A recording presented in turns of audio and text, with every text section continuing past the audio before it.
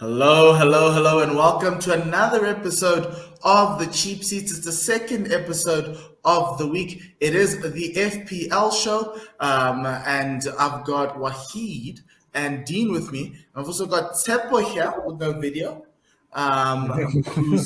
who's going to be opining on all our things because Tsepo didn't send through his team changes for the week, but we'll sort it out as we go along. He'll let us know what it is. But this week's show, we're going to do Game Week 32. So we're just going to go around. And before we do that, remember this show is brought to you by Classic Shirts ZA. And the shirt of the week, for all those who are non-Spurs fans, please do look away because it's not a doozy, but it's still a pretty good look. It is the Tottenham 94-95 home kit. Dean, one of Dean's favorite kits. Worn by a legend whom I like, but wearing the wrong shirt, Jurgen Klinsmann. You can get this and use the discount code CheapSeats50. Dean, when you look at this T-shirt, what do you think? I mean, there's a lot of classic Spurs kits over the past couple years, and I think one of the most iconic is the Holston logo and the all-white kind of home kit. That this just incorporates all of that, and add to that the little crest around the badge. It adds a little bit more kind of to the kit overall. And I'm getting this one. So if you want to be like me, get this one. It's an absolute beauty to have in anyone's collection, even if you don't like Spurs. And I'm more just saying that because I want people to buy Spurs shirts. So better than Arsenal. I did see they have that like 99 Hewlett Packard one as well, like proper all white one. The Holston and HP or Hewlett Packard are just beautiful. Way better than that red rubbish Spurs have at the moment. That red rubbish that Spurs has. Okay. Game week 31, guys. How was that? Just gonna go through. Remember, you can go to Classic Shirts ZA to have a look at what they have if you're a Classic Shirts connoisseur like Wahid. And yeah, please follow them on Instagram and also subscribe to our YouTube channel. How was game week 31, Wahid? Did your vote Workhorst situation work out? It did not. It did not. And I captained the terrible. wrong player. It was terrible pick. I got 44 points, which was one more than the average of 43. I had points from Cancelo, Matip, Sanchez, and Fernandez, and the rest pretty much got the bare minimum. Oh, and Kulusevski. So it's not an awful game week. It's not a great one. We want to talk about Kulusevski later on because I'm just dumbfounded that he's doing so well. Dean, your game week 31, how was that? Did you get above the average? I got above the average, but not a lot more, which shows I ended up on 49, which I took a punt on Kai Havertz and Chelsea doing the bid against Brentford. And I mean, I don't think anyone would have expected them to lose 4-1 to Brentford. So that didn't work out for me. And that was largely the reason why it was such a terrible week. I got 0 points from James and 2 from Havertz, which I was really expecting him to kind of kick on. So also Captain Salah didn't do anything. Son was the guy to captain this week probably. So it's a bit of a bad week, a little bit of a red arrow, which wasn't too big, only like 1,000 points, but it is what it is. We move. Okay. Tsepo, can you hear me? Tsepo? Can you guys hear me? Perfect, we can hear you. Oh wait, so my game week was terrible, but good. Doherty came through for the boy, the left wing back for Tottenham, looking really good. But no one else did. Like maybe a few backs. I think Robertson came through the clean sheet, so did Cancelo. But then you're just looking at blanks. Took a punt on Havertz, just like Dean. Took a punt on the double game week of Pickford and Calvert-Lewin. And then when I saw 2 penalties, guys, I was like, oh yes, Calvert-Lewin, yes, let's go. Richarlison takes the first. I see a second one, I'm like, oh, share the penalties, mate, please. No, Richarlison takes another one. So I felt like the decisions were close, but just like my nose is in the right place, but unfortunately just didn't choose the right person in the team to punt on. Thanks, Seppo. That was a very detailed description of Everton showing you flames right there with them choosing Richarlison over. Because I also looked at that and then I was like, Richarlison? I was like, wait, who picked Richarlison? Oh, yeah, it was Cyrus. Cyrus picked chose Richarlison. 17 points. I was like, yeah, that man. So I was stuck between Verghorst and Cornet. And I went with Verghorst, but my game week 31 was okay. I think I got 65 points, and I still had about 15 points on the bench because Jared Bowen was sitting on my bench and he had like 13 points on his own. And I put him there because I thought he wasn't going to play. So yeah, just my little thing. Arsenal didn't come through. Thank goodness I picked Brighton. Was it Brentford, because they decided to show up at the right time of the season. So really happy for Christian Eriksen, by the way. But anyway, cool. So what I'm going to do now, guys, is obviously Dean and Wahid sent through their picks. I'm going to start with Wahid because Wahid's one is very simple. Wahid's picks for game week 32 are Bruno in, Bruno Great choice, Wahid. as Bruno captain and Bruno differential. Wahid, are you just undermining Everton, or is there some strategy to this? Well, my team right now doesn't need much tinkering. I'm playing like a 4-5-1. It's got Reece James, Matip, White, and Cancelo in defense.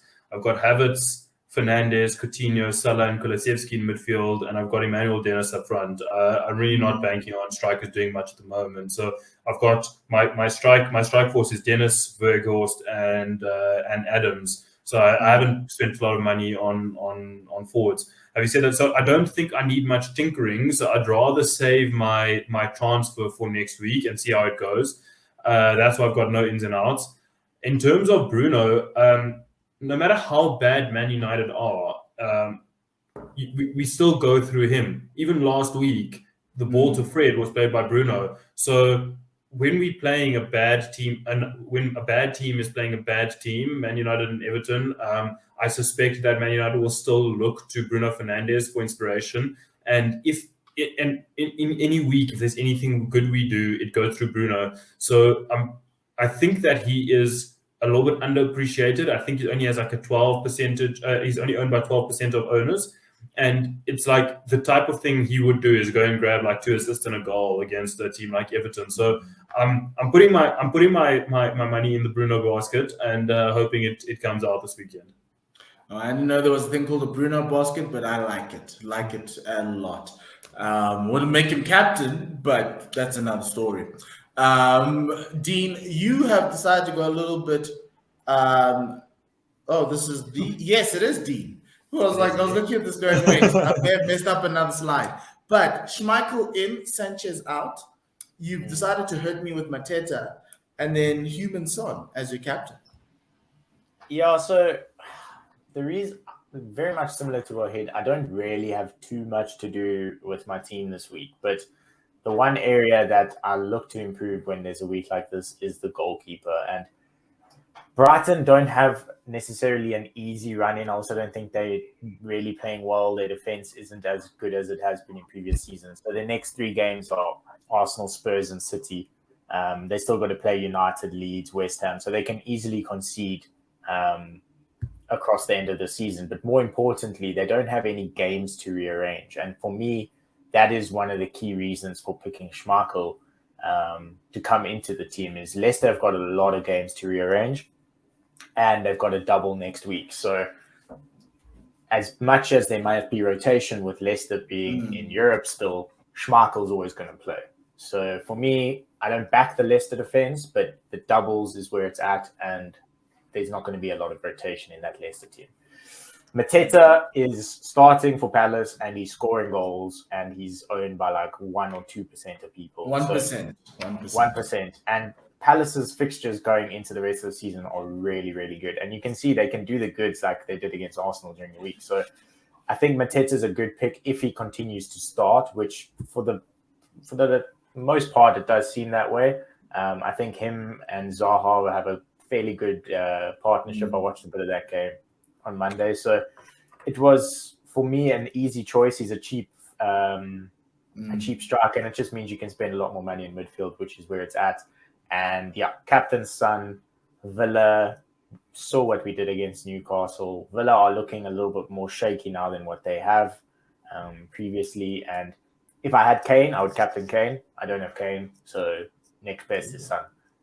If you had Kane, you would captain. Okay, go through my team. What I decided was to go for Kelechi Iheanacho. Having watched him do things to Manchester United, I know that there's every season is a Kelechi can. So I'm going to be jumping on it very early because this is like the first goal he scored in like 3-4 game weeks. So I'm hoping that there's a little bit more, especially with the way Leicester are playing right now. There's no Vardy there. So I was like Kelechi, and obviously he then is my differential.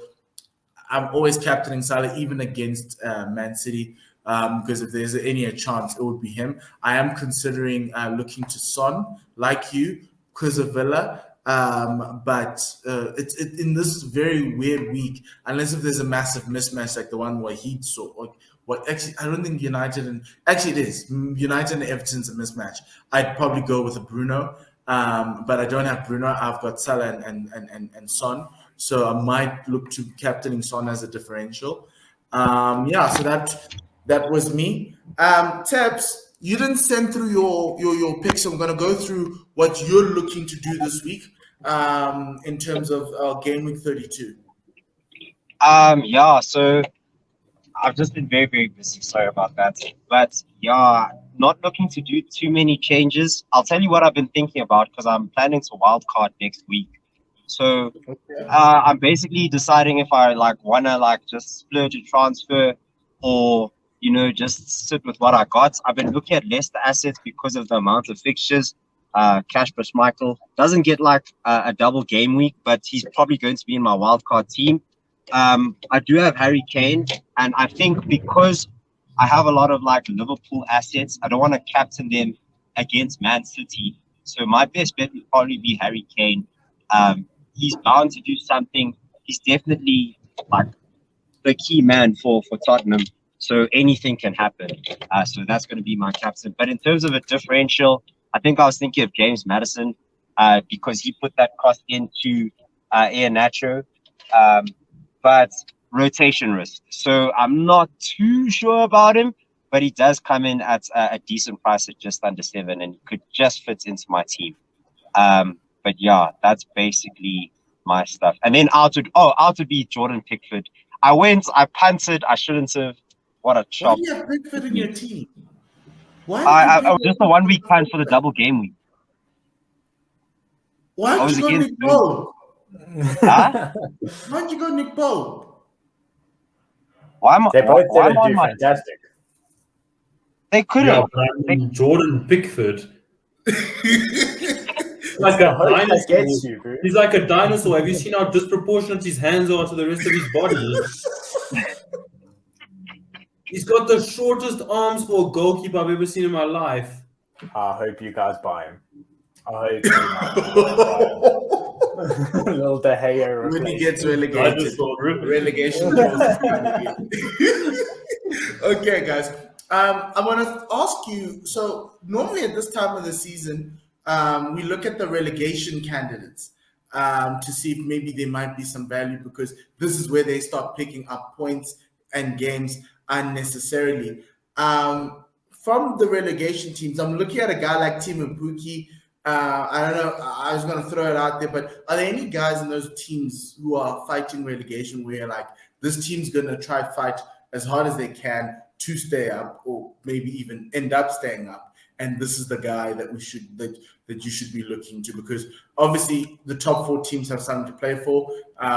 Or the teams in around that top 4 in European spots. But the guys at the bottom always seem to win games now. Yes, it's late, but they end up trying to do something.